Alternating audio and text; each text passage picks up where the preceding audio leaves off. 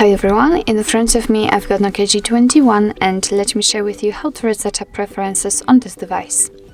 So first of all, let's enter the settings, and here we have to tap on apps and notifications.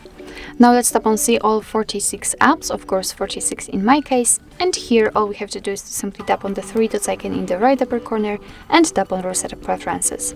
As you can see, your device will inform you that it will reset all preferences for disabled apps, disabled app notifications, default applications for actions, background data restrictions for apps, and any permission restrictions.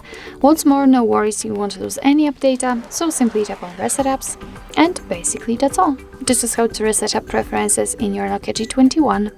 Thank you so much for watching. I hope that this video was helpful, and if it was, please hit the subscribe button and leave the thumbs up.